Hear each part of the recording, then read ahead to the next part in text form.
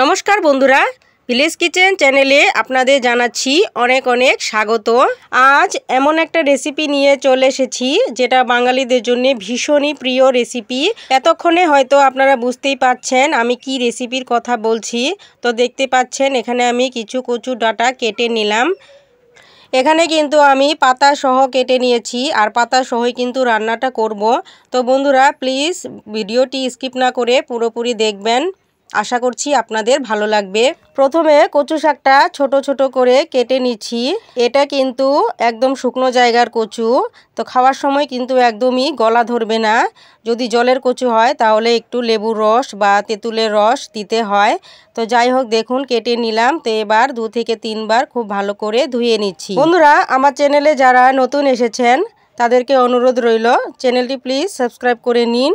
আর যারা Facebook page থেকে দেখছেন পেজটিকেও কিন্তু ফলো করে দিবেন।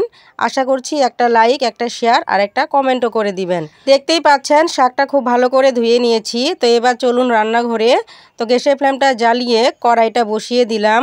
তো প্রথমে আমি এখানে সর্ষের তেল দিয়ে দিব। তো পরিমাণ মতো সর্ষের তেলটা দিয়ে একটু গরম করে নিয়ে ফোড়নে এখানে দিয়ে দিচ্ছি 2 থেকে 3টা শুকনো লঙ্কা আর সামান্য একটু কালো জিরে, আরও দিয়ে দিচ্ছি 2টো তেজপাতা। ফোড়নটার একটু কালারটা চেঞ্জ করে দিয়ে দিচ্ছি 2টো গোটা রসুনের কোয়া। তো এখানে রসুনটা দিতেই হবে, যেহেতু কচু শাক খেতে কিন্তু অসাধারণ লাগে রসুনটা দিলে। তো দেখুন নেড়েচেড়ে একটু ভেজে নিলাম। তো এবার শাকটা দিয়ে দিচ্ছি। কচু শাকটা কিন্তু একদমই কচি, পাতাগুলোও কচি। তো যখন রান্নাটা হবে দেখতেই পাবেন কত সুন্দর হয় রান্নাটা। তো দেখুন কচু শাকটা দিয়ে দিলাম। তো তার সাথে দিয়ে দিলাম স্বাদ মতো নুন, আরও দিয়ে দিচ্ছি 1 চামচ হলুদের গুঁড়ো। এখানে কোনো বিশেষ ধরনের মশলা দেব না, বাস 1 চামচ জিরের গুঁড়ো আর 1 চামচ ধনের গুঁড়ো দিলেই কিন্তু রেসিপিটা সুন্দর হবে। তো দেখুন 1 চামচ ধনের গুঁড়ো তারপর জিরের গুঁড়ো দিয়ে খুব ভালো করে নেড়েচেড়ে সবজিটা কষিয়ে নিচ্ছি। মোটামুটি 10 থেকে 15 মিনিট সময় নিয়ে নেড়েচেড়ে খুব ভালো করে কিন্তু এই শাকটা কষিয়ে নিয়েছি। এই কচু শাকেরই কিন্তু জল ওঠে, তার জন্য কিন্তু কোনো আলাদা করে জল অ্যাড করতে হবে না। তো নেড়েচেড়ে নিয়ে ঢাকনা দিয়ে ঢেকে দিলাম আরও মোটামুটি 15 মিনিটের জন্য।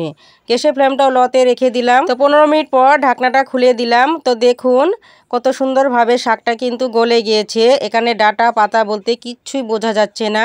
তো নাড়াচাড়া করতে করতে 5 মিনিট পর 1 চামচ ঘি দিয়ে দিলাম। বন্ধুরা, এখানে একটা ভিডিও ক্লিপ মিস হয়ে গেছে।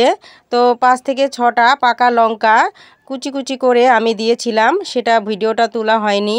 ঘি দিয়ে দেওয়ার পর মোটামুটি আরও 5 থেকে 7 মিনিট খুব ভালো করে এই শাকটা ভাজা ভাজা করে নিয়েছি। তো দেখতেই পাচ্ছেন কতটা টেস্টি দেখাচ্ছে।